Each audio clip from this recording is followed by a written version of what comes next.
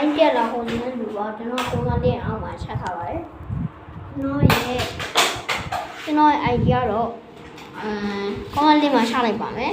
ကျွန်တော်ဒီဗီဒီယိုကိုချိန်ကျွန်တော်ပြင်းလို့ပြနိုင်အိမ်ညဟိုနှကောင်ဆော့ကျွန်တော်ပြင်းလို့ကျွန်တော်